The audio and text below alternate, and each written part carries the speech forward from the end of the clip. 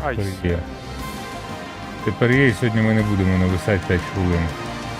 2 хвилини 30 секунд. Ну що, як сьогодні експеримент пройшов з Патреоном? Що я себе чую? Та наче нормально прийшов. Нормально начебто. Ставайте патронами. Тобто, можна двері зачинити, напевно, в студію. Тоді, бо я чую багато себе з усіх боків. Для чогось. А тепер не чую. Все. Ставимо вподобайки і підписка на канал, дзвіночок на ЗСУ ставимо і нам. Це вже така формула. Проста. Ставайте патронами, тому що Назар сьогодні там щось куролесив, я не встиг подивитися, мене не було. Поїхав по справах і не встиг повернутися вчасно, що називається. Взагалі якось. Ми сьогодні там, любі друзі, шановна українська громада. Ми там сьогодні стрімили майже, чи то більше навіть години.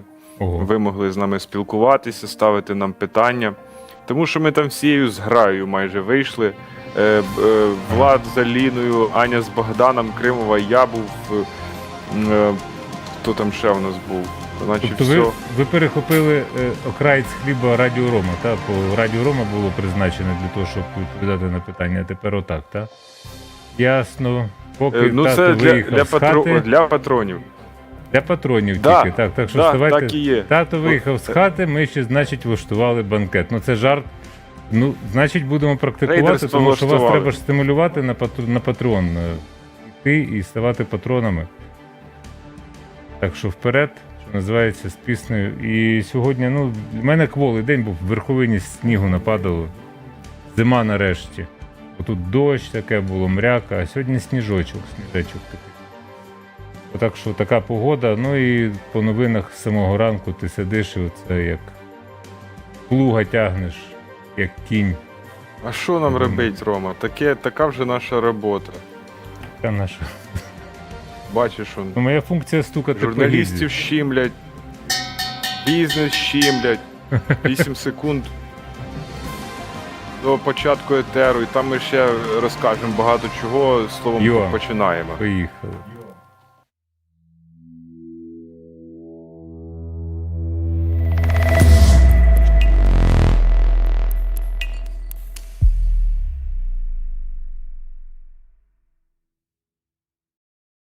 Ukrainian national anthem.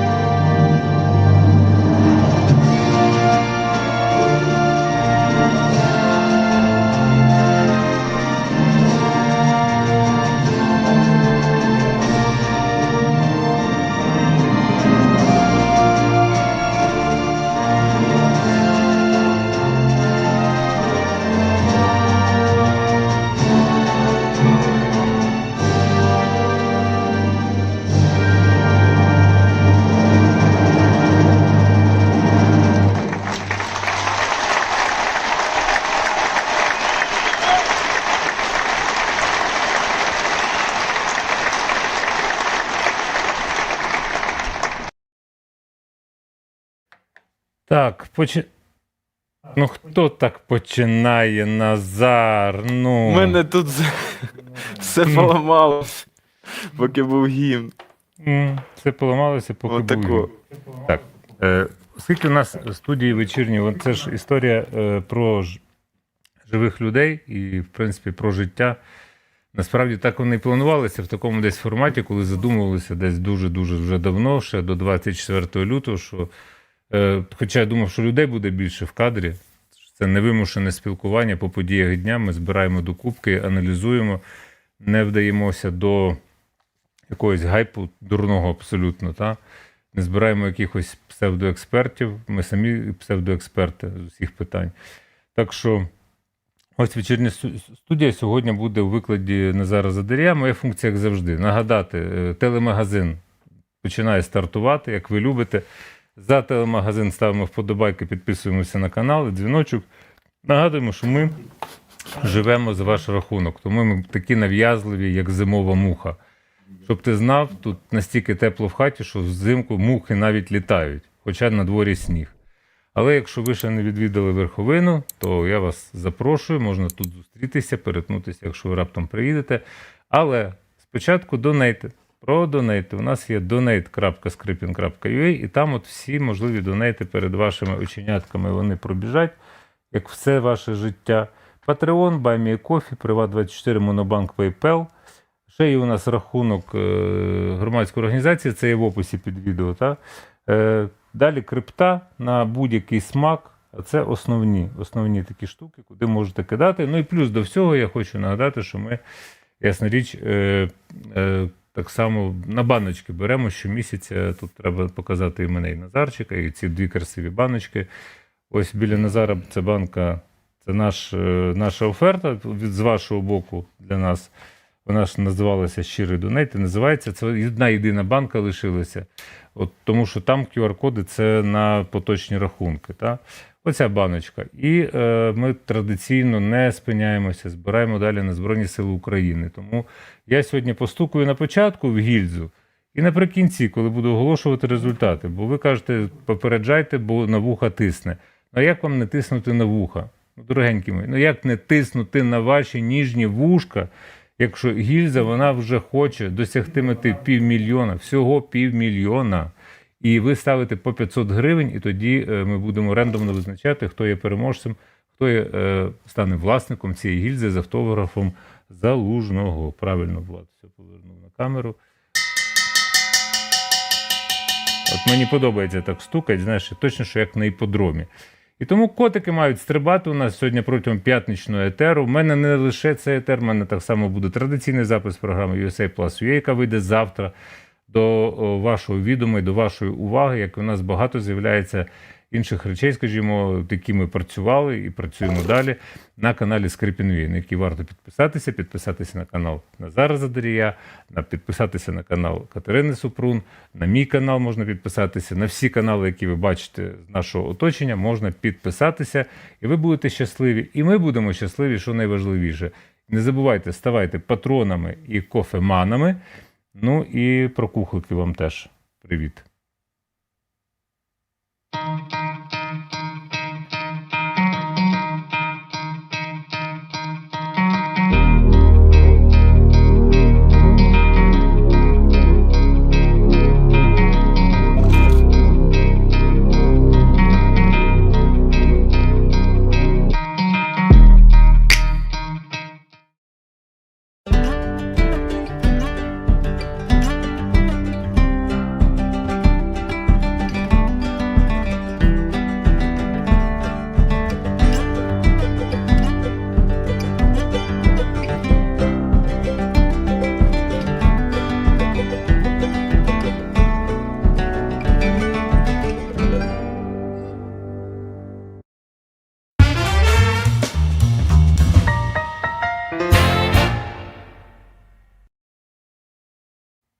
Так, ми продовжуємо далі. Ну все, по телемагазину. Та який телемагазин? Це не Телемагазину ми телемагазин, це продовжуємо. нагадалка. Нагадалка. Друзі, QR-коди з'являються. Гільза Залужного перед вами, котиків не бачу. Щирий теж не донейт бачу від вас, поки що. щирик теж поки що щось не бачимо. Так що, будь ласка, будьте активні. Не буває маленьких донейтів. Про це потрібно знову сказати. Так. Що у Але- нас сьогодні взагалі в меню? Але. То атаки на Росію, само собою, та Ну, тепер давай одночасно говорити навчимося. Давай. Не зупиняйся, бо ти погано почув тебе щось і чую з опа, цієї і колонки. зупинився. Давай. То ти перебив мене, чуєш? Я скотіна. йоу. Бо я падлюка. Давай, оголошуй меню, потім я вже Що? свою частину. Добре, атаки на Росію, які продовжуються і не зупиняються. Фортифікаційні споруди будуються, на них виділили багато мільярдів гривень. Уряд сьогодні про це скажемо. Про справу Бігусфо говоримо, про Ігоря Мазепу, директора Concord Capital, якого затримали.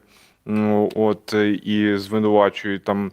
І, звичайно, нові деталі в справах Гринкевича і їхні там сімейні ці всі історії недолугі.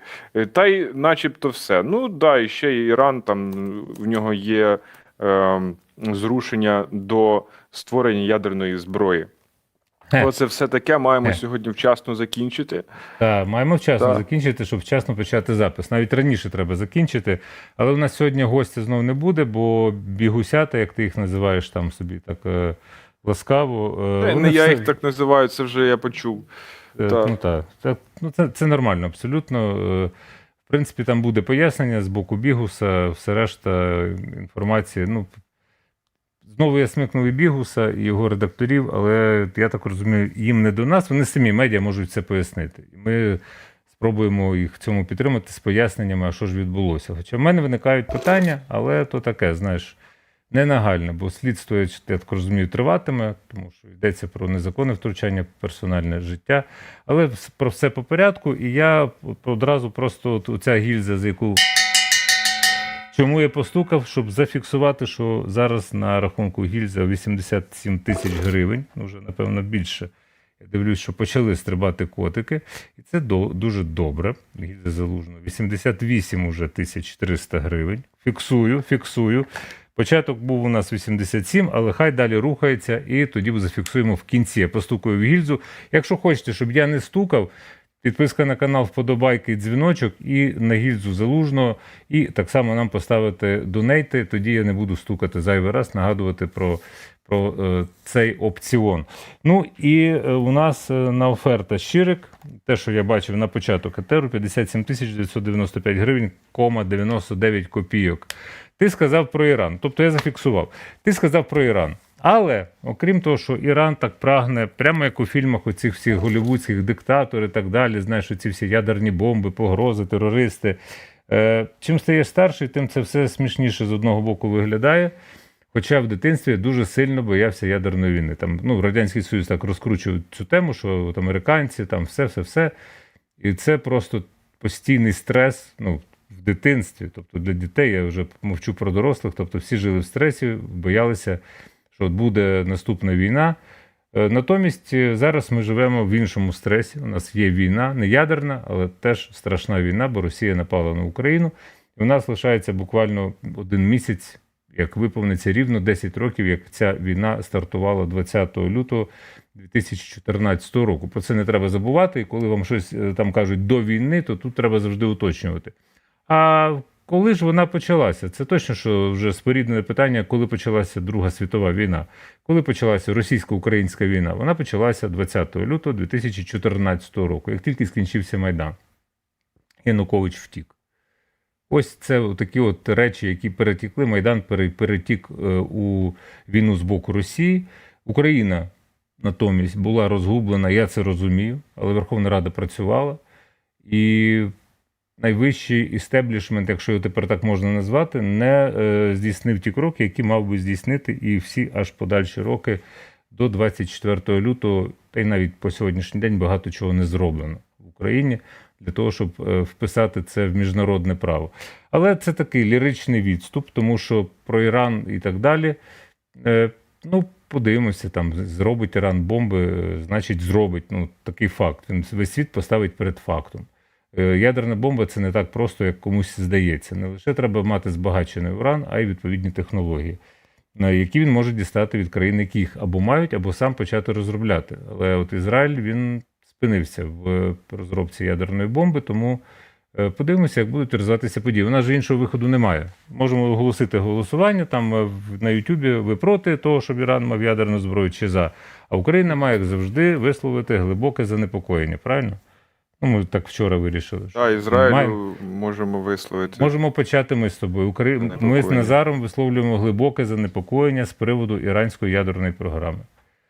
Якщо ви теж висловлюєте занепокоєння, можете голосувати підпискою на канал, вподобайкою, дзвіночком. Ну і донейтами, тобто офертами. Так, але до чого я веду все ж таки?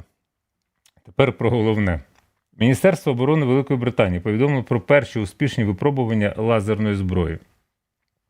Багато хто говорив, що її створити неможливо, що вона дуже енергоємка і енергомістка, і що, в принципі, такий бойовий лазер створити неможливо, що це, ну, в принципі, дуже якась дуже габаритна установка.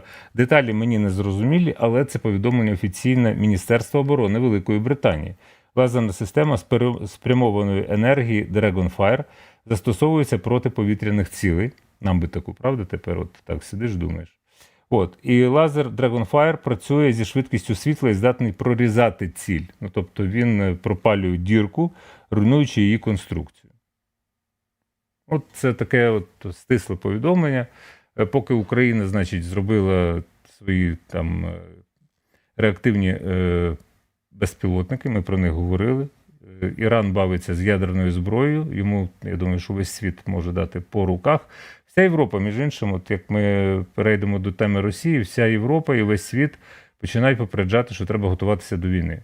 Це йдеться як з боку і європейських країн, в першу чергу там скандинавських країн, країн Балтії.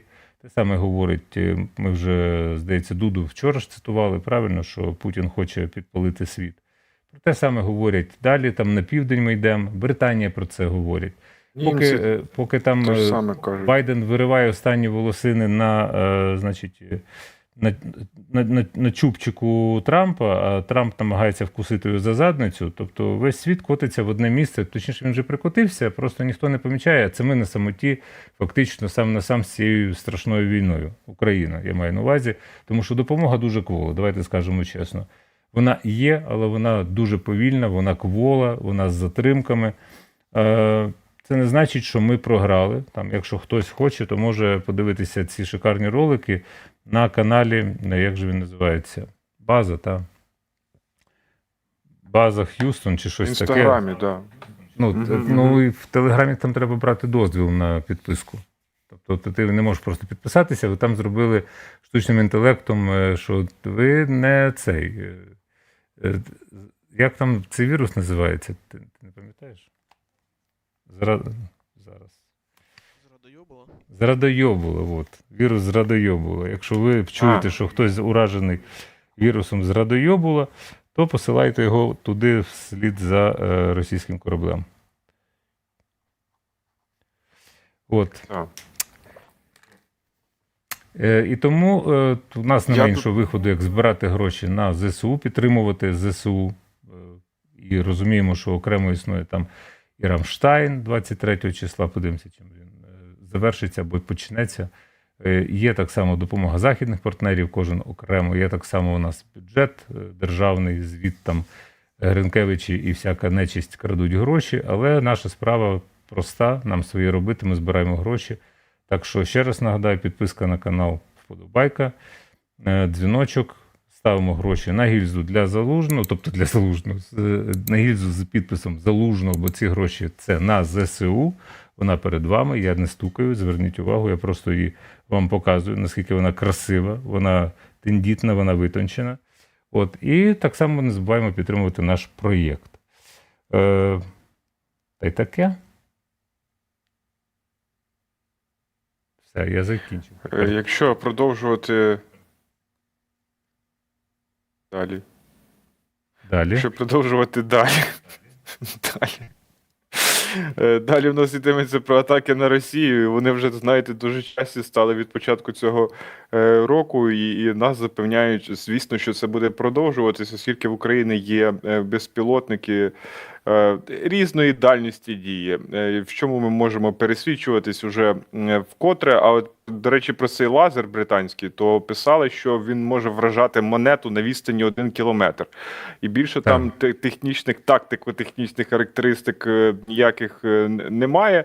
Про реальну дальність цього лазера це було б теж дивно, невідомо. якби тобі дали характеристики, тому що цілий світ змагається за винайдення і практичне застосування цієї лазерної зброї. Ще раз кажу, що в колах, що в певних колах говорили, що це взагалі неможливо. Британці говорять, британці ж вони, знаєш, такі, вони брехати не будуть, вони, в принципі, бачимо по партнерству з Україною, що вони багато в чому ведуть і першість ведуть, і є першопрохідцями.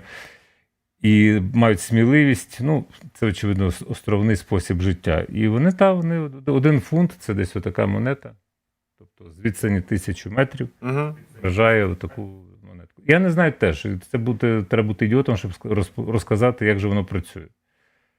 Якщо вони дають такий звіт, якщо дають такий звіт, значить у них з'явилося те, що, може, це мав на увазі Залужний, треба винайти порох, то британці тоді порох винайшли. Розумієш?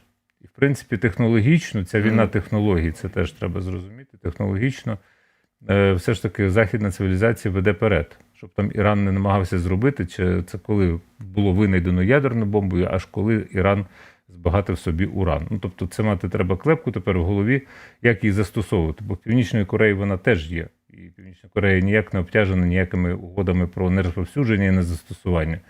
Але в них є ядерна зброя. Ізраїль каже, ми можемо застосувати, але у нас її нема. Наприклад, така позиція є. Є клуб ядерних держав, які бояться. Україна позбулася ядерної зброї добровільно. Така от гірка правда життя.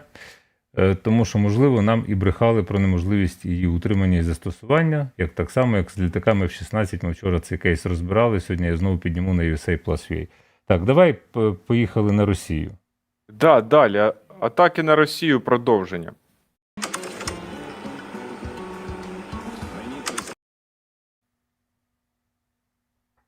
Коротко розповідаю, що сталося. Сталося це у місті Клінці Брянської області. Там ось така бавовна була. Це перше відео, яке з'явилося. Там після атаки, горіла, точніше, нафтобаза. Губернатор місний Брянської області стверджує, що при знищенні БПЛА відбулось скидання боєприпасу. От таке потім опублікували.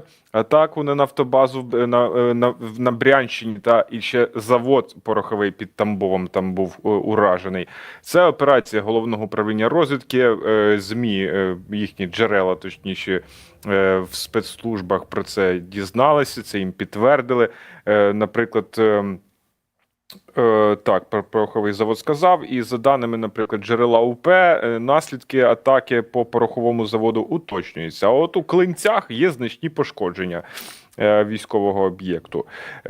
І співрозмовник ще розповів, що Путін сконцентрував найбільше засобів РЕП та ППО на українських окупованих територіях. Військові об'єкти на території Росії і далі будуть відпрацьовуватись. Так от, там не знаю, чи загасили, чи не загасили, бо палало, бачите, як дуже потужно. Там горіло 4 резервуари з нафтопродуктами, а в ГУР кажуть словами Андрія Юсова, це представник Головного управління розвідки Міноборони, то він каже, що атака на нафтобазу під Брянськом та Тамбовський пороховий завод могла ускладнити логістику для московитів. І ще, що він каже, московити, до речі, заявляють, що українські БПЛА можуть долати відстань до 900 кілометрів, а представник ГУР Юсов каже ось наступне, цитую: «Ми не можемо ані підтвердити, ані спростувати, але українські безпілотники можуть долати і не такі відстані, як 900 кілометрів. Якщо говорити про реакцію в російському суспільстві, то всі питання до Путіна, Шойгу і Герасимова, до тих, які продовжують геноцидну війну проти України. Було б дивно, що всі ці події не мали жодних наслідків на військові об'єкти на території Російської так званої Федерації. Та й все. Військові об'єкти, логістика ускладнюється через такі атаки. Московити в паніці там клянуть українців. Я не знаю, вони в паніці, не в паніці. У них, знов-таки, вивчаючи матеріал, Назар, то у них це спосіб заробляння коштів. Ну, про це, в принципі, говорить Роман Цимбалюк. Скуповують, це називається піднімемо добробут росіян через смерть. Ну, тобто вони через те, що вони просто жебракують в багатьох регіонах, в тому числі національних республіках, і Башкортостан не виник ні звідки. І це тільки перша ластівка, насправді, якщо вона розгорне крила, бо сьогодні вже в столиці Башкортостану Уфі збиралися люди, для розуміння, 1000 людей зібралося. Там пів села вийшло рівно, а там уже 1000 людей. Тобто вони голову підводять. Знаєш, там важливий фактор є, дуже важливий. Це те, що вони підводять через національне питання. Тому що... Так, і вони говорять, а чого це нас на війну відправляють, це взагалі не наша війна, і взагалі чому нас так щимлять в Російській Федерації, типу нас русифікують, яка ж це федерація. І цей рух, який очолює, я просто прізвище не записав, тому що для нас це башкирська тема, вона не є провідна, насправді, тому що не живемо подіями на Московії, ця програма має виходити, поновити вихід Ростин імперії, там це буде дуже актуально. Але поки ми так, то він очолював рух Башкорт. Він такий, знаєш, націоналістично-екологічний, дуже схоже на те, що відбувалося в Україні, теж антиядерні налаштування і настрої, там партія зелених, зелений світ і так далі, через Чорнобиль. Так? Чорнобиль же, в принципі, став тим тригером, який далі повів Україну в незалежність, насправді. І це були національно свідомі люди. І от Башкортостан – це, можливо, тільки перша ластівка, тому що це шериться по всій Росії, але для них це спосіб заробляння коштів, потрапити у військо і померти. Ну, померти, то вони вже про це не думають, так? Але вони по третьому колу туди записуються, і скільки в них там мобілізованих, це теж штука мало відома. Щоб там собі в певному стані зранку написав Дмитрій Медведєв, щоб не доповідав Шойгу, і це їхня тарахтєлка, господі, той, що в Генштабі у них. Як? Какашкін? Какашенко, все правильно. Не то. Какашенко. Канашенко, точно. Какашенко. Канашенко. То це можуть бути просто фантазії. Я розумію, що Путін великий полководець, він тепер у нас шукає майно Російської імперії за кордоном. Що він з цим зробить, я не знаю. Якщо по руках дадуть 300 мільярдів, конфіскують. Менше з тим. Це все дуже добрі новини, але нам не треба заспокоюватися, бо поки Кремль не згорить, нічого не відбудеться. Поки Путін не сконає, нічого не відбудеться. Радше, поки не згорить Кремль. Щоб уже вщент. Розумієш? Тому що це буде свідченням. Ну, і в принципі, ми про це в Ростині імперії говорили. Просто радіти нашим якимось тактичним перемогам, або те, що там воно горить, горить, всі суетяться, бігають. Тамбовський завод, про який ти так побіжно згадав. Да. Є відео, що там було. 2 відео, будь ласка, фончиком. Можемо помилуватися. Так би Кремль горів. Це так діти тепер говорять. Якби так Кремль горів. Але там ще одне відео є. Так. Питання в тому, що це пороховий завод. Розумієш, дефіцит пороху є в усьому світі зараз, для розуміння. І це в Тамбові. Так що це теж було, це наслідок нашої діяльності, нашого ГУР, спецслужб, Збройних сил України. Це вже не важливо. У нас спільна робота рухатися вперед до перемоги. І тут нам пишуть в чаті, між іншим, що гільза у вас золота. Слухайте, вона не золота, у нас золота перемога виходить. Гільза – це пил. Це лотерея. Ви ж не кажете, коли купуєте лотерейний квиток, що вся лотерея золота. Ви купуєте за 500 гривень собі участь у розіграші цієї гільзи з підписом Залужного. Тим більше це допомога, більша частина буде Артему Щербаківському. Це член нашої команди в так умовно мирний час. Пластун. золота людина. Родина є, мала дитина. Але він там, він на фронті, це його вибір, і він, от, власне, попросив зробити добру справу. Ми її робимо. У нас на черзі ще є всякі лоти, і ми не будемо спинятися, навіть не сподівайтеся, що ми десь спинимося і опустимо руки. Тому що ми хто? Ми українці. Так, що там написав ще корисне, я там собі в чаті помітив, не спускав. Нижче, ага, перейшов і одразу воно пропало.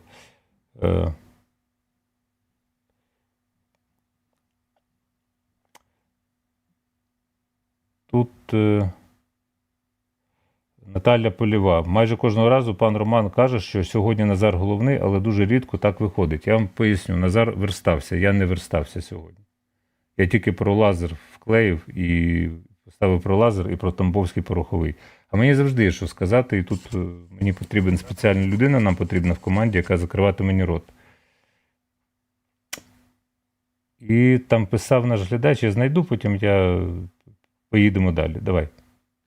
Провадь, дорогенький. Ну так про 900 кілометрів, куди можуть літати наші безпілотники, то рівно 1250 кілометрів пролетів безпілотник по нафтобазі у Санкт-Петербурзі.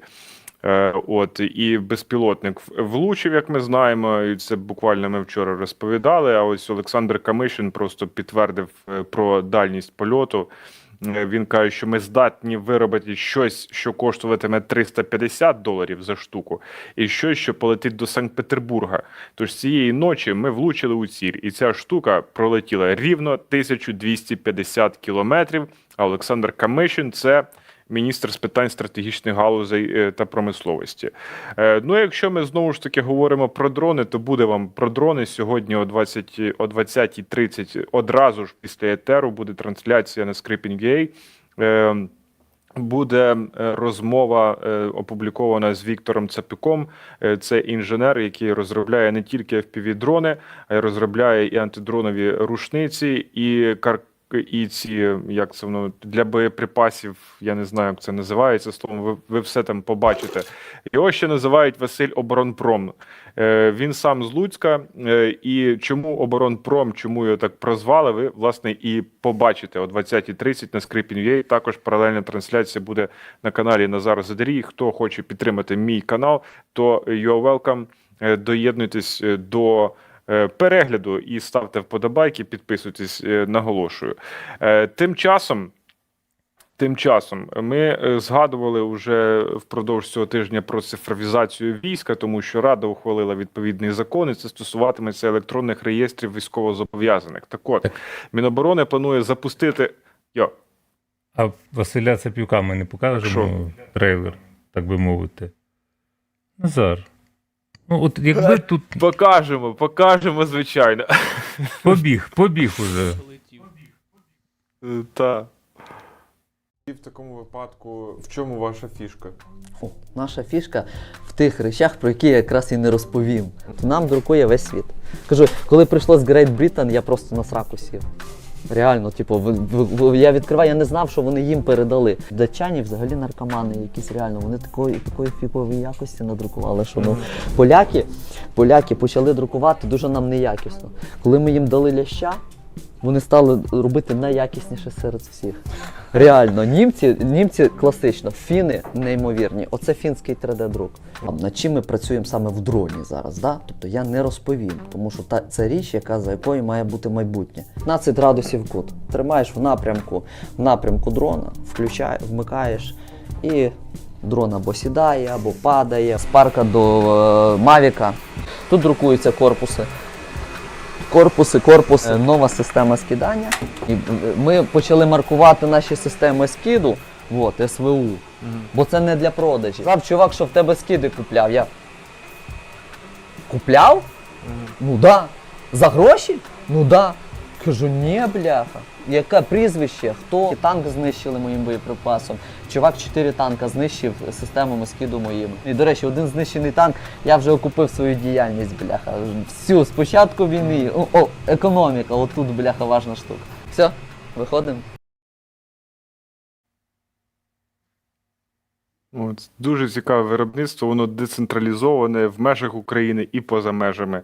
Ви чули перераховані країни, Та тут і наші чому пишуть- це робиться, ви також дізнаєтесь. Глядачі пишуть, що полякам завжди треба ляща давати. Ну, я так розумію, це в контексті останніх подій.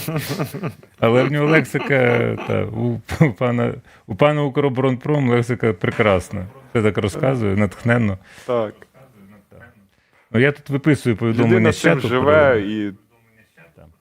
Так. Ну, тепер давай вже. Про облік. Так, про цифровізацію війська. Міноборони планує запустити електронний кабінет військовозобов'язаного у другому кварталі цього року. Про це повідомила заступниця міністра оборони Чорногоренко на телемарафоні. І за її словами, в електронному кабінеті буде можливість оновити дані без відвідування ТЦК.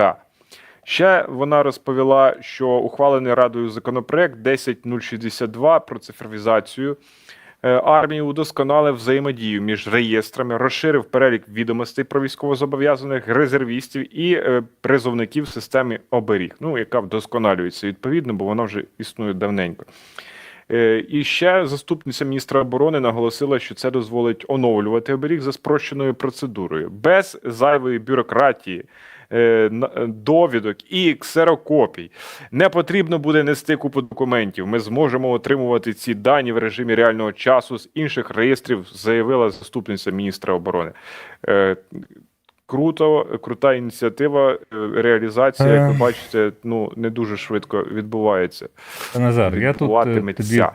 можу лише прореагувати це власними роздумами на цю тему, бо я теж читаю багато інформації, як і ти, і в мене таке враження, що хтось навмисно гальмує й досі. Ну, тобто зведення все до єдиних реєстрів в державі, в тому числі і військових реєстрів. Тобто, а там буває складність така, а там от така складність і так далі, і тому подібне. Насправді це просто глобальна робота, яку роблять, я так розумію, Мінцифри.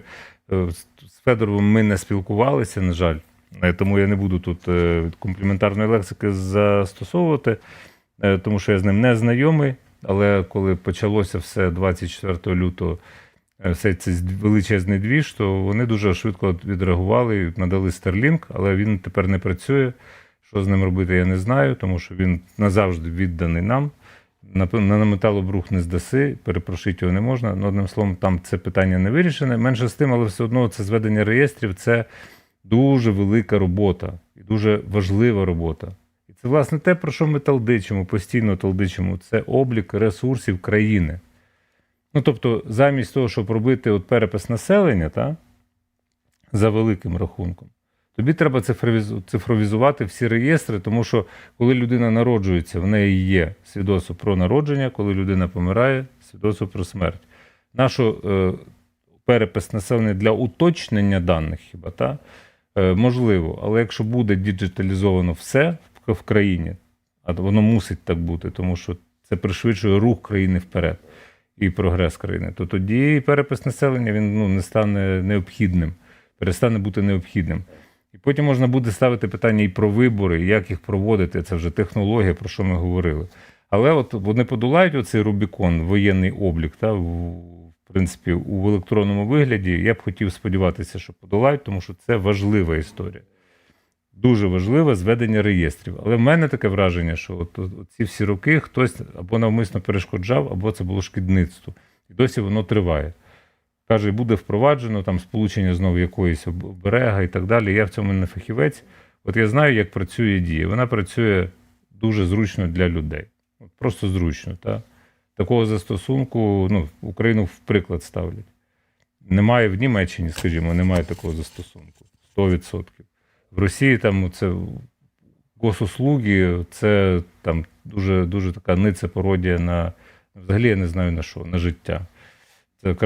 Це радше дозвільна система, бо Дія – це не дозвільна система, а це вирішення твоїх питань без того, щоб піднімати дупу і тягти по кабінетах, там, де з'являється людський фактор і корупційна складова. Далі давай. Давай, все, я закінчив. Моя репліка Так а скінчилася. що? Уряд виділив 17,5 мільярдів на спорудження фортифікаційних споруд. Це сьогодні обговорювалось на засіданні уряду, тож коротку пряму мову від прем'єр-міністра Дениса Шмигаля почуємо. Продовжуємо постійно посилювати нашу обороноздатність. Сьогодні виділяємо рекордну суму на облаштування оборонних рубежів. Мова йде про 17,5 мільярдів гривень, які будуть направлені на будівництво інженерно-технічних та фортифікаційних споруд. Відповідне обладнання та систему невибухових загороджень. Кошти виділяємо профільним відомствам та обласним державним адміністраціям. Продовжуємо працювати для перемоги і успішного європейського майбутнього України. Дякую за увагу. Слава Україні!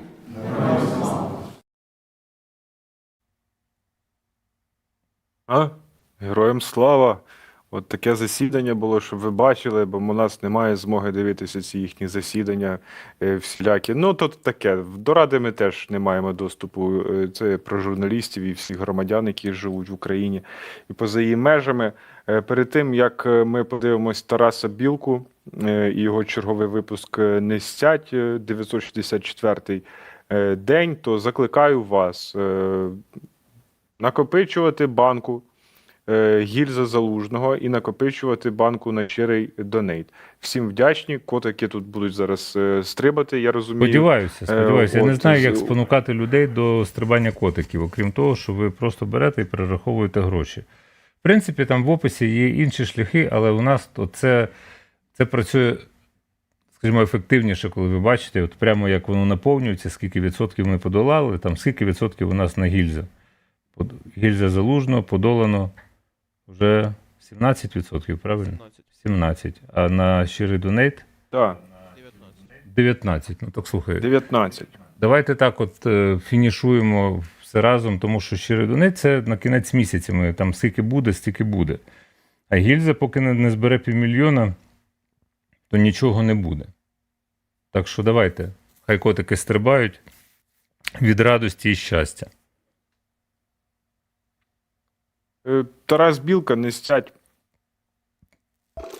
Добрий вечір, ми з України. Не з цим стоїмо єбашем. 694-й, не всі, досі не всі. А так, 694-й день повномасштабної війни українці, ті, які не всі, нація воїнів світла, продовжують знищувати трюхляву падаль, яку в світі хтось десь називає людьми, а самі себе вони називають русскими. Максимально гидотно блюводне слово. Насправді ж вони просто терористи, терористичні організації, тимчасово ненадовго існуючі. Росія, вони свій статус країни-терориста підтримують як тільки можуть і підтверджують сьогодні. Багато обстрілів, чергова атака, 30 шахедів було запущено, 22 з них було збито силами протиповітряної оборони, 2 ракети С-300 було запущено, і терористи продовжують показувати, наскільки вони терористи. Під ударами дуже сильно там були сьогодні і Куп'янський, і Чугуєв, на жаль, є загиблі серед цивільного населення, очевидно. Але загалом наш психоемоційний стан максимально цинічно, звичайно, звучить, але є як є. Сьогодні ми на одну позначку підіймаємося вгору, тому що якщо говорити про тригери, то були певні позитивні, дуже серйозні речі, чого раніше, наприклад, не було. Так, на сьогодні це 694-й день повномасштабної війни. Неочікувано на одну позначку ще підіймаємося вгору.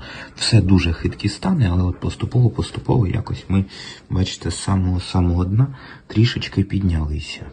І почати слід з психоемоційних станів військових, бо сьогодні у нас не та рутинність, яка була завжди, а є певна поведінкова риса, напевно. Це цікавість. От саме отак визначаємо. Очевидно, що такого терміну з точки зору там оцінки емоційних станів ви не знайдете в жодних словниках, а я нагадую, цей контент сприймайте як розважальний, на жодну аналітику не претендуємо, і це не точне дослідження, але ті, з ким спілкуюся, є певна цікавість, чим вона пов'язана. Дивіться, відбулася серія за тиждень, трішки більше, ніж за тиждень, певних дуже серйозних, логічних десь речей. Ці речі десь сприймалися більше цивільними, військові про них так говорили не дуже сильно, не дуже широко, але загалом от є певний такий висновочок. Да? Вчора чи позавчора днями нова ППО відпрацювала, вже показала свою спроможність діяти на полі бою. Мова про Франкенсем, гібридна система ППО. Гібридна в сенсі вона там з радянських РСЗВ, але з ракетами для Петріотів може нормально працювати. 4 дні тому в Україну вперше приїхав з візитом новий міністр закордонних справ Франції. Сьогодні ж Франція говорить про те, що Україні будуть передавати керовані авіаційні бомби. Достатньо цікаві, бо там є певна класифікація, і вони відрізняються, власне, бойовою частиною. А вона ранжується від 125 кілограмів аж до 1000 кілограмів. А найцікавіше, що це теж, напевно, буде певна гібридна система, бо ці ракети сучасні, але адаптовані вони під старі літаки, ще радянські, які є на озброєнні у Сил оборони України. І до того ж, певна цікава річ ще відбулася вночі, бо чи не вперше терористи заявили, що під атаками якихось невідомих безпілотників була не тільки Московська область, а й Ленінградська. Але сили ППО у них дуже успішно все збили, ну успішно та не успішно, бо виявляється, якийсь дрон упав і зірвався на території нафтового заводу. А це, на секундочку, 1200 кілометрів. Я впевнений, що буде веселіше, бо так само були певні заяви українських посадовців про те, що дуже далеко щось може літати. Може, ви просто не все знаєте про те, що може ВПК. Я абсолютно без якоїсь там пропаганди, але просто констатую. Тому що, очевидно, щось робиться, але я все ж таки такий би, щоб поменше цього всього озвучувалося. Але очевидно, що якесь заспокоєння цивільним треба. І от психоемоційний стан військових на сьогодні – це певна оця от зацікавленість за спостереженням того, що відбувається. Бо в цей тиждень відбулося ще багато чого цікавого. Згадайте хоча б А-50, який був знищений. І знову ж таки Франція на замовлення України виготовляє Цезарі. І ще інші пакети військової допомоги. У військових класний дуже стан, ми його визначаємо сьогодні як цікавість, але насправді це от обговорення тих подій, які відбуваються. Ну, військові, очевидно, можуть трішки краще аналізувати, ніж цивільні, те, що відбувається навколо. І це от накладає свій відбиток. Психоемоційний стан цивільних на сьогодні – це той стан, якому я чи не найбільше тішуся, бо сьогодні ми бачимо більше і більше прийняття.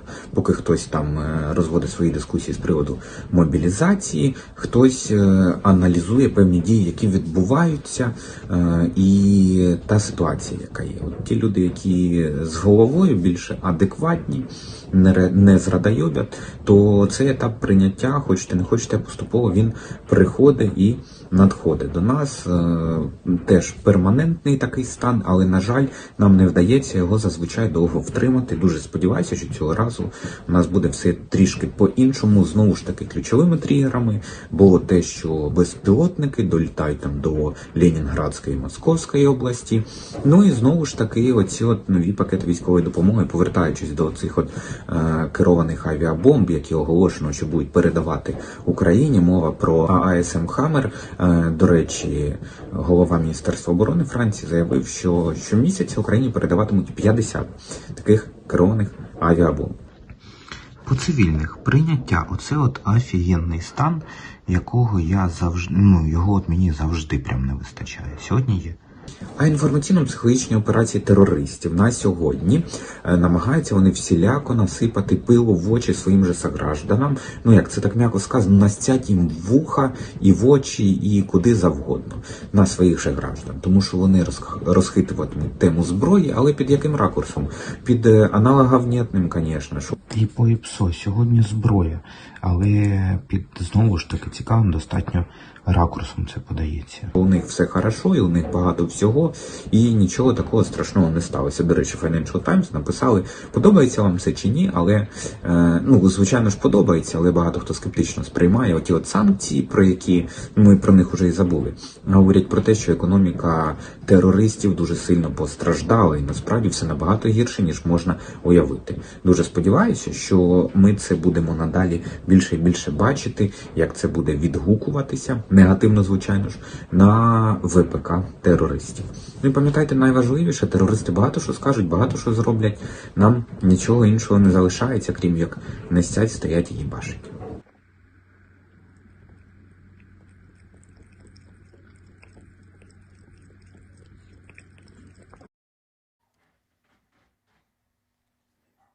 Дякуємо Тарасу. Так. Ну, Тарас він надихає, в принципі, що тут, що його казати, як воно, звісно, розумієш? І ще раз, що я сам іноді, ну, нам, можливо, журналістам працювати найважче, тому що ми проціжуємо, ну, фактично просіюємо всю інформацію, так? Протягом доби. Іноді такий психологічний стан, що як приїжджала Оксана Денисова тут з Ізраїлю, каже, ви всі тут в ПТСРі живете. Я кажу, і хто, я? Кажу, я спокійно, каже, ти просто не помічаєш. Каже, я з Ізраїлю, і там менше ПТСР. Ну, там війна, і от, власне, там вже триває вона скільки, 70 років. І каже, так, а тут, каже, у вас тут каже, тут всі травмовані. Ну, навіть де б там, навіть тут у Верховині. Ну, я не знаю, я не відчуваю на собі травмованості. Хоча, можливо, нервових клітин було з'їдено від 24 лютого, може, стільки в житті не було з'їдено. Так. Але тут у нас прийшов донейт на 40 тисяч гривень на гільзу Залужного. Ти не помітив? Тут глядачі в чаті помітили, щоб ти розумів. Помітили і скільки там, 40 тисяч Тарас Круць поставив. Ну, в принципі, треба ставити по 500 гривень, тоді там рендомно визначається, у вас більше шансів. Але це його рішення, все одно ці гроші підуть на ЗСУ. Ну, тобто, це особисте рішення людини, за що ми шалено дякуємо. Ну, я особисто точно респектую. Можливо, навіть щось придумаю. Не гільзу Залужну, я не можу її віддати за 40 тисяч. Та? Кажуть, що треба було 100 гривень ставити. Слухайте, таких кожного етеру збираються стільки порадників, що нам робити, як робити. Візьми і зроби, пише гасло Українського католицького університету. Беріть і робіть, ну, якщо ви такі розумні.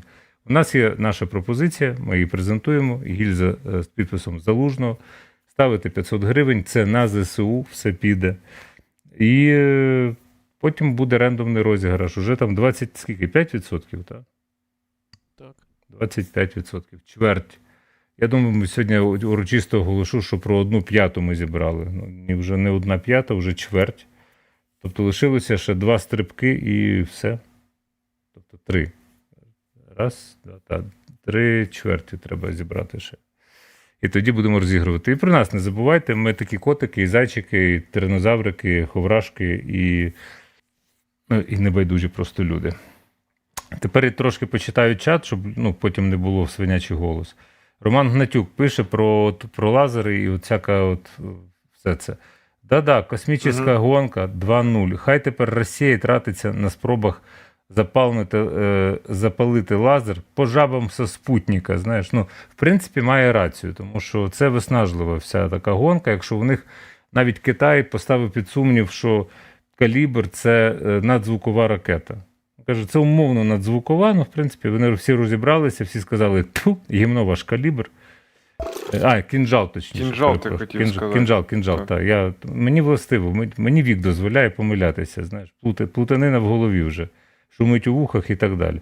Так от, і от кінжал, вони розібралися, що це гівно собаче, і все, все, не підходить. А москалі ж вилазять з, що називається, там розробників кінжали, їх вже попересаджали більшість, ти знаєш, так? На Росії. Так. Бо Путін хоче вундервафлю. Це просто вже по класиці жанру. Так само, як Гітлер хотів вундервафлю. І от воно щось не клеїться, тому що російський оборонпром, він не здатен створити вундервафлю. Там А-50 кружляє. І наші вже такі, давай наривайся, давай. Їх всього у вас там лишилося 8 штучок, і то це не точно. Давай, лети сюди, дорогенький. Покажемо ще раз і ще раз. Це нехай летять, так. Нехай летять, іншого виходу немає, як це все нищити, руйнувати. Але технологічно Росія, вона пасе задніх, якщо бути справедливим. Ну і Роман Вознюк. До речі, якось собі згадав про боєприпаси і зриви на наших складах.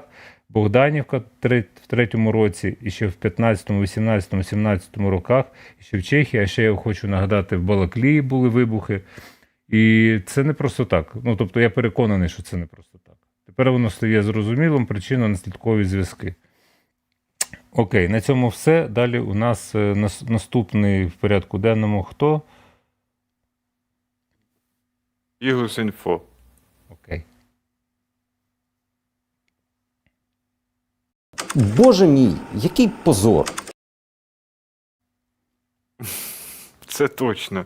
Таке враження, знаєте, коли я подивився цей новий ролик Дениса Бігуса, засновника Бігус.Інфо, то мені здалося, що, знаєте, Янукович нікуди не їхав.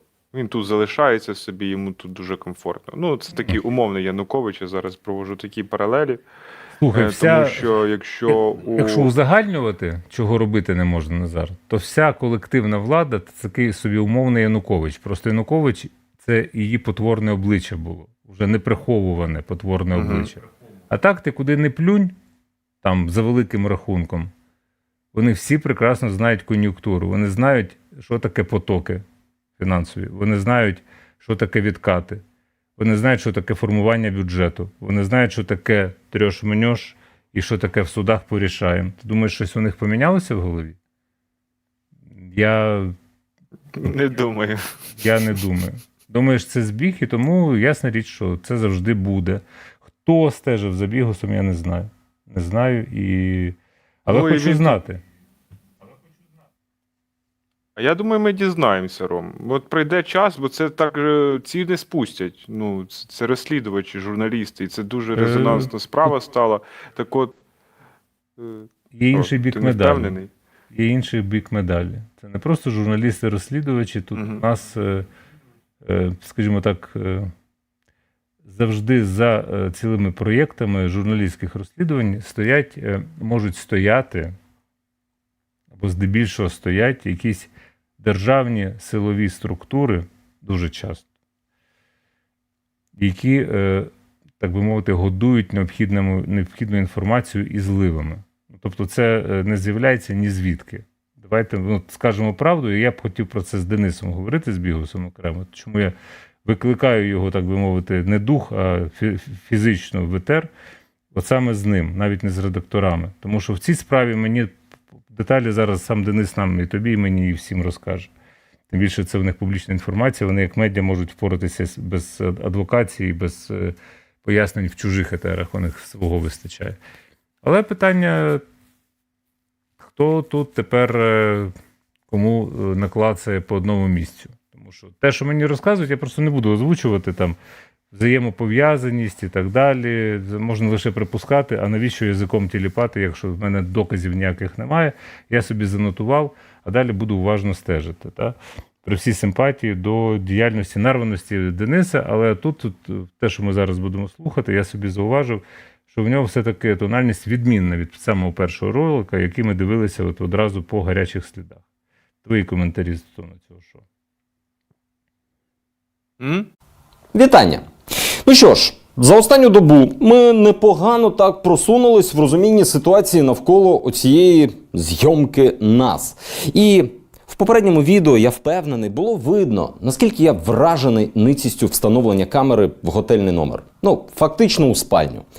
Можете сміливо помножити мою враженість приблизно на 30, тому що тепер я знаю і про масштаб цієї, якщо це так можна називати, операції. Охарактеризую його цитатою з мему. Боже мій, який позор. Це, ну ви поняли. Отож, я не буду давати бек, ну в сенсі оце традиційно нагадувати, про що там йшлось раніше, бо впевнений, всі, хто дивляться це, і так в курсі. Раптом ви не в курсі, знизу є лінки. Починаю одразу історію. Значить, десь на початку грудня ми бронюємо конференц-залу, альтанку і мангал для шашликів, 6 годин сауни на вечір і десяток номерів. Все це бронюється в етнографічному комплексі «Українське село». Я Спеціально називаю цей заклад, тому що хочу підкреслити. В мене немає жодних претензій до них. Навпаки, мені незручно, що ми нехай і ненавмисно, і опосередковано завдаємо їм проблем. Вони великі молодці, я ні в чому їх не підозрюю. Вони круті, вони дуже нам допомагають зараз, коли ми встановлюємо, що відбулось. Власне, багато з того, що ви почуєте далі, реконструйовано саме з їхньою допомогою. І да, номери там це не просто кімнати, це такі окремі хатки, кімнати на 2-4 людей, етнічно стилізовані. Тут у вас може виникнути питання, нафіга в цьому переліку конференц-зала? Тому що, за планом, 27 грудня редакція зранку до вечора слухає розлогий тренінг по закордонним реєстрам. Тренінг, до речі, був шикарний. Після тренінгу шашлик, вечеря, таємний Санта, фігня така. Хто хоче погрітись в сауні і в люлю. Зранку кава по домах. В принципі, не без нюансу, але так і відбулося. А тепер дивіться. Десь 20 грудня в комплекс приїжджає дивний персонаж. Його, в першу чергу, дуже цікавить ресторан. А ми потім були в альтанці. Причому цікавить його не меню, а де стоять колонки, де стоїть ялинка. От такі речі. А ще він бронює на 26-те абсолютно ті самі номери, що на 27-ме бронюємо ми. І сауну він на 26-те теж бронює. От тільки конференц-залу його не зацікавила, а дарма. Може б теж чомусь пристойному повчились. 26 грудня адміністрація закладу спостерігає найдивніший корпоратив офісних співробітників просто ever. Офісними співробітниками себе називають оці гості. Значить, компанія похмурих хмирів на 30 людей сидить в ресторані, замовкає кожен раз, коли заходить офіціант. І, виглядають, прямо скажемо, як звичайні офісні. Кілька десятків людей, зауважте. Кілька десятків. Ясно же, що по факту стільки навіть не треба. Просто під цю грандіозну операцію половина департаменту ще й просто тусанула на природі під Новий рік. Але, ще раз, по факту, загнати 3 десятки людей, щоб встановити камери в спальні. І я не сумніваюся, що і в сауну. В мене Макс тепер ходить довольний, бо він був в нових плавках, вигуляв, всьому світу показав. Ще раз, камери в довбаній спальні. Всім. В мене більшість команди дівчата. Номери бронювались на них. І мені тупо неможливо уявити, що має бути в головах у цих кончених, які проводили цю операху. Що має бути в голові у того, хто її планував, хто її затверджував, хто її посилав людей, бо їх було багато і це явно не випадкові пару чуваків. Як це все проговорювалось? Товариш майор, редакція розслідувань забронювала номери. Там будуть жити Леся, Настя, Катя, Іра, Аня, Марія, Алі. Ні слова більше, пиздуй на склад, бери все, що може писати відео. Я чому так впевнено кажу тепер про ці камери? Бо мої нині згадали, що бачили в кімнатах девайси, такі коробочки, схожі на пожежну сигналізацію. А позавчора, коли ми пройшлись по номерах, все, їх там вже не виявилось. І одразу за цими спогадами про коробочки вони згадують і те, що перевдягались в цих номерах, виходили з душу. В мене просто слів немає, які ви покидьки. Так, продовжимо. В день, коли ми заїжджаємо, більшість цієї первинної технічної команди виїжджає, лишає нам підготовлені номери тепер вже і ще лишає невеличку оперативну групу. Оперативна група потім шариться територію, тихарить оцю наружну зйомку і так далі. Найцікавіше, що на наступний день, 28-го, ми зранку здаємо номери і виїжджаємо. Тут ми узагальнення, бо я поїхав ще ввечері після таємного Санти, такий я компанійський. Одразу після того, як ми виїхали, в комплекс дзвонить якийсь новий похмурий хер і знов бронює всі наші номери і сауну. Там є прикольні моменти, про які я поки не буду розповідати, але є 2 важливі акценти. По-перше, на таку кількість заброньованих номерів приїжджає лише пара гостей. Але вони беруть ключі від всіх номерів. Чисто познімати встановлені камери. Але головне, частина номерів вже були кимось зайняті, тому вони не змогли одразу в них потрапити і забронювали їх лише на через 4 дні. І сауна теж вже була розписана, тому що це передноворічний період. Тобто 4 дні ці довбойоби фільмували життя абсолютно сторонніх людей. І в сауні фільмували абсолютно сторонніх людей. І блін, ну ви ж заздалегідь знали, що ми це все забронювали на 1 день.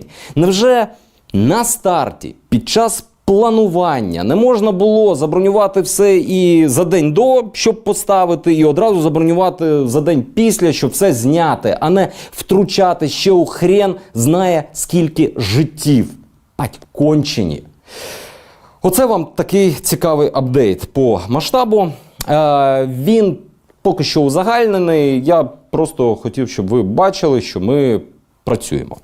Ще маю для протоколу зазначити, що і СБУ, і поліція зареєстрували справи по цій зйомці.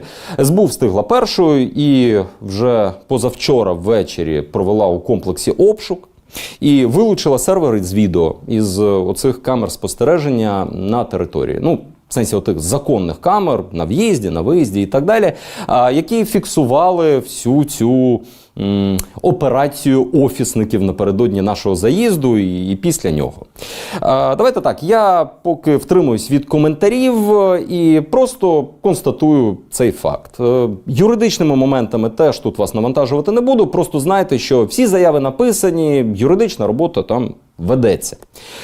Я особисто відверто, ще раз кажу, вражений тим, скільки ресурсів, скільки грошей, людей, часу і як абсолютно всрато кинули на оце все.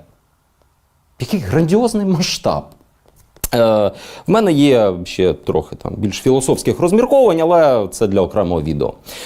Наостанок, я дуже хочу подякувати за весь той обсяг підтримки, який на нас звалився від вас. І, знаєте, за офіційну реакцію теж. Я поки що залишусь певною мірою скептичний щодо ефективності подальшого слідства в нашій справі, але я маю відмітити, що слідство було оперативно розпочато, і розпочато аж 2 структурами. Я маю подякувати президенту за його звернення про неприпустимість тиску на медіа. Не берусь оцінювати, наскільки це щиро чи протокольно, але це сказано, це правильно, це мало бути сказано, і за це спасибі. Ще один момент. Я в коментах і в себе в приватному, там мені накидали, бачив якусь кількість обурення щодо моїх кадрових рішень. Дивіться, я усвідомлюю, що в першому відео, яке було записано одразу, як тільки я це все побачив, я виглядаю як людина, що зараз виведе їх на паркінг і розстріляє. Мені здається, мій емоційний стан на той момент цілком можна зрозуміти. Але ні. В сенсі, беззаперечно, ми з ними попрощаємось. Всім з цього приводу сумно, але вони реально лажанули і самі це розуміють. Однак їх ніхто не скинув вночі в Дніпро. Нехай я саме так і виглядав. Впевнений, для них знайдеться робота. Просто, вже не в цьому проєкті. Все побачимось. Не все. Прикольний момент. На тій вечері ми обговорювали шляхи, збільшення контенту. Так, я навіть оцю новорічну вечерю перетворюю на робочу нараду. І я казав, нам треба щось придумати, нам треба робити більше, щоб було більше відео. І відео стало більше, але чи цього ти хотів, Денис? Все, пока.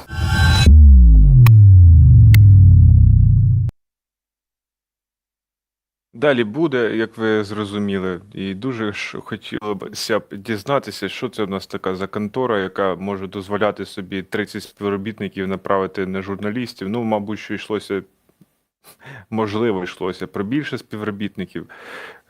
Зрозуміло, що на це купа бабла витратилось, часу витратилось, і це капець. Час цієї війни. Да, президент реагував уже. Правоохоронці працюють. Нехай щось президент відреагує, давай подивимося, що він там сказав. Бігус йому подякував. Давай. Зокрема, щодо ситуації з нашими журналістами, зокрема фактом стеження за журналістами, Служба безпеки України розпочала розслідування і з'ясує всі обставини. Будь-який тиск на журналістів неприпустимий. Така всі Добре. президенти у нас говорили, теж підтримували журналістів офіційно на камеру, як Януковича запитували. Савік Шустер запитував, каже: ви обіцяєте захищати свободу слова? Обіцяю, знаєш, ну, далі ви знаєте. Кучма захищав свободу слова дуже сильно. Кейс Гангадзе, він просто це доводить. Ющенко Лещенку показував чек, каже: я б тобі в морду його кинув, коли його синуля там в Маріо зависав в Києві і гасав на дорогих тачках.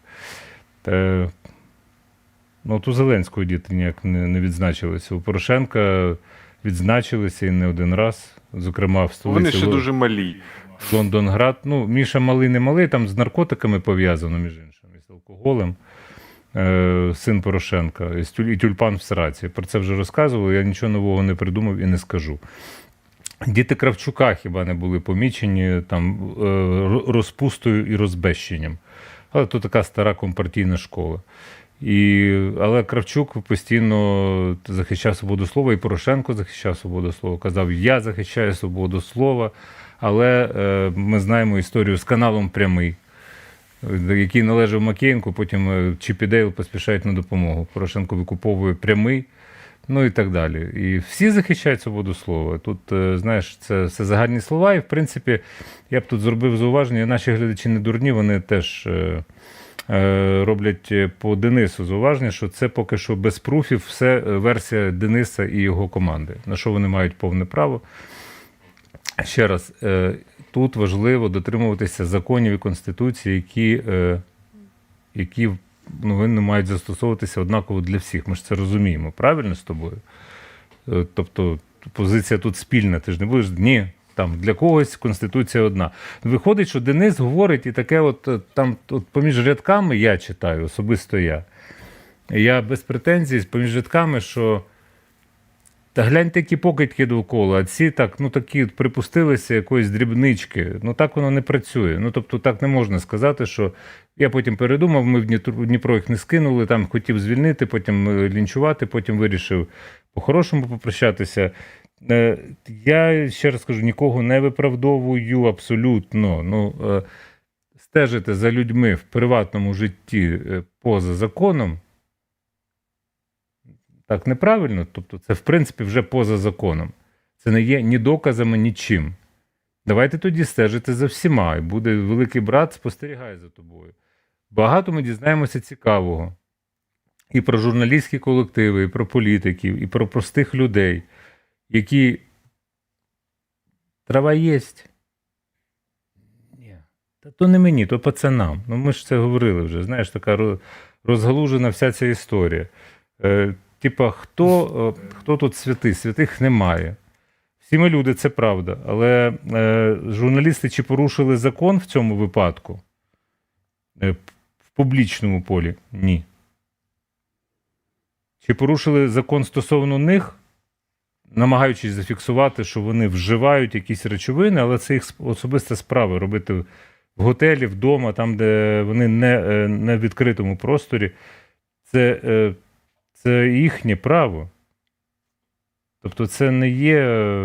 Ну там показуєш ти, ну що, не курять щось стоять, ну і що? Так я тобі скажу більше, я бачив, як інші люди курять теж в такий спосіб. Я не знаю, що вони курять. Це треба підійти, понюхати. Вони мають право вживати, між іншим. Вони ж не продають? Не продають. І тому, слухай, це... Можливо, це публічний простір. Вийшли, ну, не накурили вони в номері. Ну, добре. Але це спостереження ззовні. Тобто, негласне спостереження. От хто це робив? Це вже є серйозне порушення закону. Так. Чи є це тиском на журналістів? Так, це є тиском на журналістів. Накопали компромату, а тепер виправдовуєтеся, що ви от такі от покидьки. І тут попалився Коля Тищенко, як пишуть у нас в чаті. Одразу вилізло і давай. Може, це він організував, я ж не знаю. От я просто не знаю, хто. У нас же головне питання було пару днів тому, з якою метою? Відповідно, Навіщо? хто це робив? Те саме Ніколова стосується. Кожен скандал журналістський, знову-таки, розслідувачі, вони дістають інформацію з якихось джерел, своїх джерел. Я не знаючи цих джерел, я не переконаний, що вони прямо світочі, прямо бездоганності, такі святі люди, які просто обстоюють державні інтереси. Так, я не знаю. В Міністерстві оборони там такого накрутили, що ховайся в жито. Стосовно Гриценка відповідей досі немає.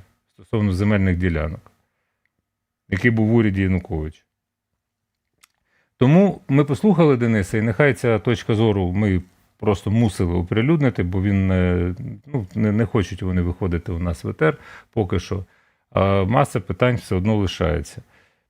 Дай Боже всім здоров'я, щастя, удачі, довголіття і плідної журналістської діяльності.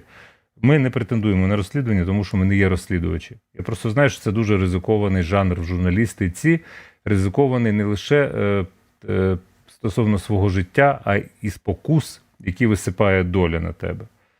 Що коли тобі здається, що ти вхопив Бога за бороду, і ти все знаєш про всіх, а от коли про тебе щось дізнаються, ай-яй-яй-яй-яй-яй, так нельзя. Так виявляється, що можна, і воно прилітає. Так що почекаємо результатів, Дениса чекаємо в етері. Далі.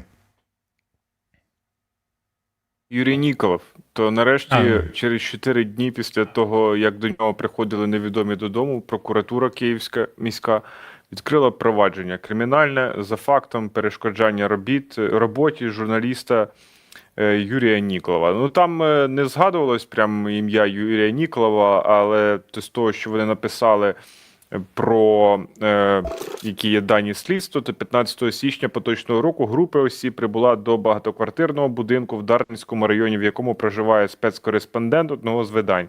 Перебуваючи на міжквартирному ходовому майданчику біля квартири журналіста, вони вчиняли протиправні дії. І наразі правоохоронні органи вживають заходи, спрямовані на встановлення всіх причетних осіб. Юрія Ніколова ми вчора вмикали. Вчора ж це було? Здається. Позавчора. Чи позавчора? Ми вчора хотіли Бігуса і сьогодні хотіли Бігуса. Точно. Сьогодні ж уже п'ятниця. І Юрій Ніколов, можете відкрити той етер і послухати, що каже Юрій. Теж журналіст-розслідувач видання «Наші гроші». Ви пам'ятаєте, хто пам'ятає, хто дивиться нас, хто нас дивиться і не підписується. Я зараз буду до цих звертатися. Ми тему цю вже закінчили. Будемо дивитися, як правоохоронці тут працюють. Ви бачите, провадження відкрили аж через 4 дні. І, до речі, Юрій Ніколов тоді наголошував, що правоохоронці роблять якусь там перевірку, в них є там право робити це місяць, а потім відкривати провадження. Тут швидше справились, зрештою, і молодці. Я б це знову відправив подивитися інтерв'ю з ним в нашому етері в вечірній студії. Бо там багато роз'яснень є, що до чого, і він чесно відповідав на непрості, незручні часом питання. Так що я віддаю йому належне. В принципі, журналістська солідарність, вона має бути присутня. Не ображайте журналістів, тобто не гнівіть Бога, журналісти теж мають дотримуватися законів, між іншим. Це так щоб поставити крапочку в цій темі. І далі... Вчора ми під кінець етеру ще вишукували новини, і тоді нам попався директор Concord Capital Ігор Мазепа, якого затримали на кордоні, і, власне, ДБР сьогодні більше розповіло, і, власне, почуємо і коментарі самого Ігоря Мазепи, і позицію компанії.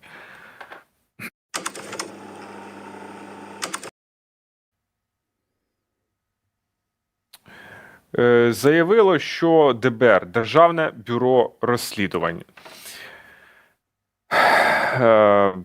кажуть, що це організатор, тобто в ДБР кажуть, з даними слідства, що він нібито організатор відчуження земель Київської гідроелектростанції. Напередодні інвестиційна компанія Concord Capital повідомила про затримання свого директора на пункті перетину кордону в Шегинях. Також в різних регіонах України затримані ще 3 учасники організації, у тому числі брат організатора. Пишуть в ДБР. Наприкінці листопада правоохоронці заявили про викриття учасників злочинної організації, які протиправно заволоділи понад 7 гектарами землі, на якій розташовані гідротехнічні споруди Київської гідроелектростанції. Його затримали вчора і встановили заставу йому, це суд, звичайно, робить, 700 мільйонів гривень, брату 500 мільйонів гривень, кажуть Concord Capital, і обирали запобіжні заходи сьогодні. І ще, що тут скажеш, затримання засновника інвестиційної компанії, це вже позиція самої Concord Capital, Ігоря Мазепи, пов'язане з його публічною позицією щодо посилення тиску з боку правоохоронних органів на власників українського бізнесу. Цитую заяву Concord Capital. Силовики діяли протизаконно та агресивно, допустили всі можливі процесуальні порушення в ході серії обшуків, не допустили адвокатів, вилучили всі без розбору документи і особисті кошти працівників компанії. Обшукали офіс компанії без ухвали суду. Це як взагалі може бути? Обшуки без рішення суду. Та з заламуванням дверей. Питання щодо... Я не їхній адвокат, я мені просто тяжко сказати. риторичне питання ставлю. Питання щодо тиску на Ігоря Мазепу починає вже виходити далеко за межі слідчих дій, розпочатих правоохоронцями. Як тільки Ігор Мазепа не побоявся заявити на всю країну про корумпованість силових структур та про створення антирейтингу недобросовісних правоохоронців. Щось хотіли, типу, зробити таку собі, як це воно називається, цей сад, миротворець тільки з корупціонерами України. От така була заява Concord Capital, і у РБК Україна спілкувалася сьогодні коротко з самим Ігорем Мазепою, і він назвав судовий процес навколо нього Фількіною грамотою. Далі короткий коментар. Судового процесу взагалі, так, треба на відео. Як ви взагалі його розцінюєте? Весь судовий процес Фількіна грамота. Чому? Бо по суті, те, що я бачив, те, що прокурори їх звинувачення це написали, вони кажуть, що вони кажуть? На підставі документа, який був розроблений ще проектної документації побудови цієї дамби Дніпро-Київської АЕС від 65-го року, 1965 року. Всі ці споруди, вони є, по суті, землями дамби. Тоді в мене питання, де за всі там наші роки незалежності, 30 з плюсом років, були всі інші державні органи, які реєстрували, поділили, об'єднували, міняли, робили всякі дії, легальні дії, які підтверджені нотаріусами, реєстраторами і всіми іншими чиновниками, які були залучені в цей процес. А як ви вважаєте, чому тоді саме зараз на вас відкрито цю кримінальну справу? Чи може у вас був якийсь діалог з нашими можновладцями? Ні, жодного діалогу не було. Я вважаю, що це наша активна позиція по маніфесту, по захисту бізнесу від свавілля силовиків. Тобто через це? Поки що так. Тобто це ви можете це розцінювати як тиск з боку? Так. Порахували 6 збитків 7, а заставу просять 700. Звісно. Тобто вже, а щодо цієї якраз запобіжного заходу, як ви плануєте виплачувати заставу? Чи... якщо буде рішення. Тому забігаємо дуже вперед. Добре, дякую.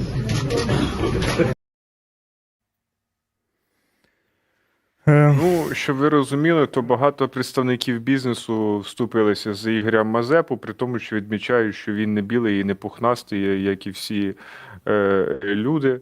От, наприклад, Олег Гороховський, співвласник Монобанк, в Фейсбуці реагував: такі методи знищують бізнес. Бізнес не може і не повинен працювати в страху, інакше в країні не буде бізнесу. Про бізнес-клімат та прихід інвестицій за таких умов, і мови бути не може, на жаль. Ну, от, наприклад, така реакція. І ще багато бізнесменів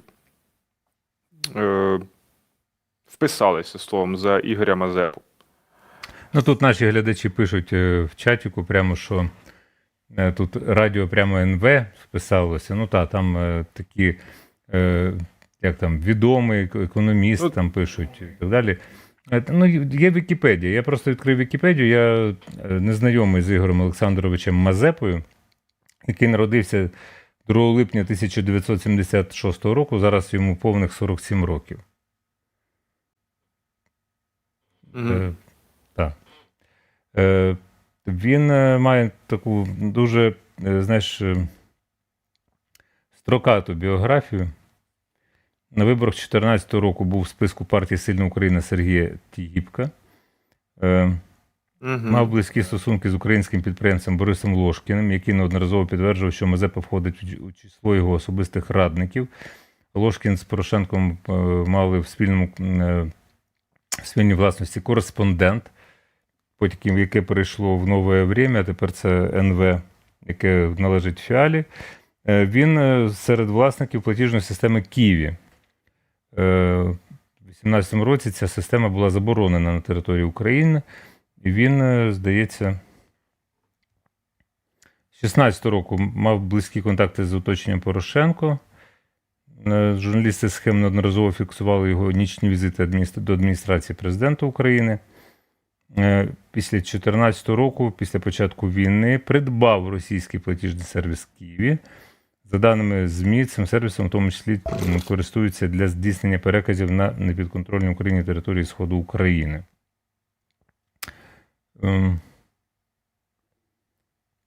З 8 по 12. Ну, це все можна почитати в Вікіпедії. В 15-му став одним із засновників компанії PrivateFX, технічного наступника скандально відомої компанії піраміди Forex Trend. Я ж казав вчора про котирування і так далі, і тому подібне.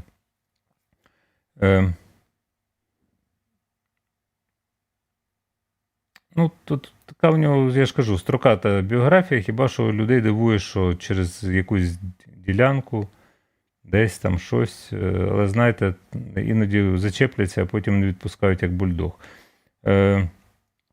Входив до складу наглядової ради Укрсоцбанку. Це Тігіпка банк. З липня по вересень 2014 року був членом наглядової ради російського ПАТ Альфа-банк. Це треба колупатися. Для цього є бігуси, схеми, корупція в деталях та й так далі. Розумієш? Досягнення нагороди. Значить, 18 рік Concord Capital увійшла в топ-3 рейтингу The Thomson Reuters Excel Survey в номінації «Українська аналітика». Також, я не знаю взагалі. Також посіла перемогла в номінації «Найкраща аналітика на ринку України».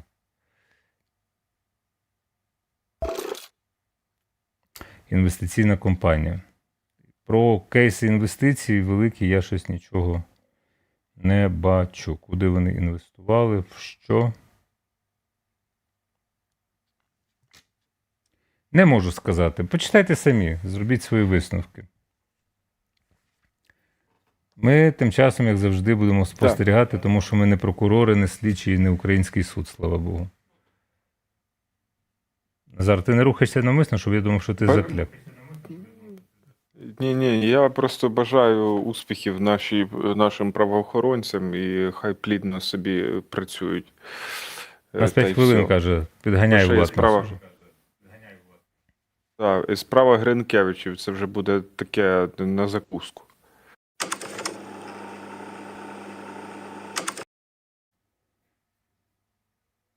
Чудове сімейство, і сина ми там цього бачили, Романа, він в розшуку тепер. Підозрюваний в розшуку, ніхто його тепер не може знайти, кажуть в ДБР. От Тетяна Сап'ян, це радниця Державного бюро розслідувань. сказала, що учора проводилася низка невідкладних обшуків, щоб знайти і затримати членів злочинного групування, в тому числі родича львівського бізнесмена. На жаль, його поки не знайшли, але підозра в шахрайстві та участі в злочинному групуванні йому оголошена в установленому законом порядку. Ще що відомо про цю справу, то Романа Гринкевича не затримали раніше, бо ДБР не мало достатньо для цього доказів. І про це теж каже радниця ДБР Тетяна Сап'ян. ДБР не мало законного права на той момент, щоб оголошувати підозри, коли прийшли результати експертиз, коли були допитані свідки. Саме тоді 5 підозр було оголошено за статтями про шахрайство, створення та участь у злочинній організації в цьому кримінальному провадженні, заявила радниця з комунікацій ДБР. І художниця, ця наречена, яка тепер не наречена, Соня Морозюк, це ж була наречена цього пропавшого безвісті Романа Гринкевича. Тепер Соня Морозюк каже: все, не буду я твоєю дружиною, не буде одружуватися із сином львівського підприємця. Прости Господи, але це дуже гучно сказано, бо це якісь, як на мене, оціночне судження, якийсь, як це, жулік і мошенник.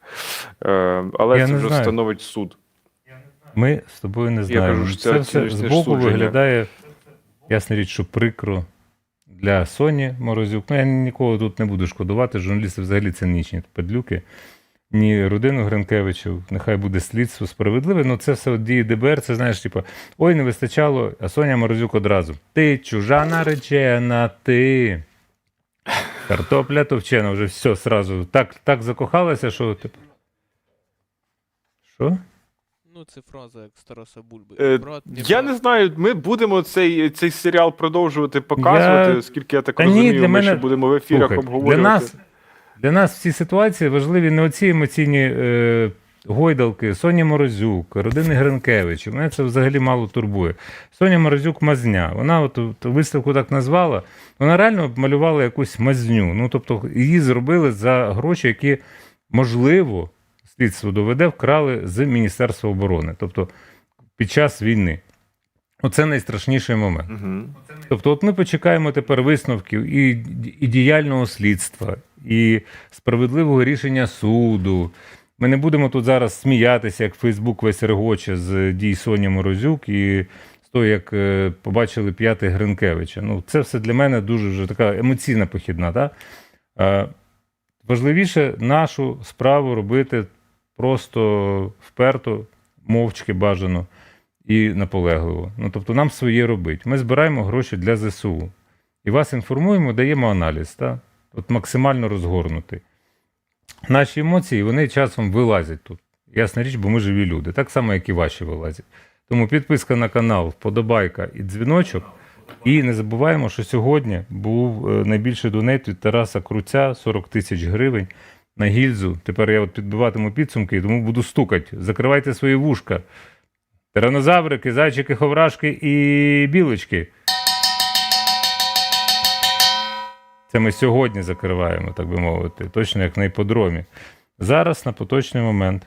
От я звідси просто не бачу, мені треба йти в Монобанк. Тільки швиденько давай. Так, Будь ласка, може, 30 секунд. Це мій запис, мій, не твій. 30 секунд. Так, 130, ми сьогодні фінішуємо 135 тисяч 627 гривень 83 копійки. І мені тут наші глядачі радять порадитися з Грішиним Сергієм, бо він знає. Ну, поставив 40 Все, тисяч. Грішин приїде, от побачу його завтра і все, з ним пораджуся. І тепер, що ти нукаєш? Чуєш? Мені подобається цей... Що? Назар, що ти взагалі вже розслабився, дивлюсь. Ще рано, Назар. 61 тисяча 862 тисячі гривень. 61 тисяча 862 гривні 79 копійок. Це наш щирий донейт. А було на початку 57.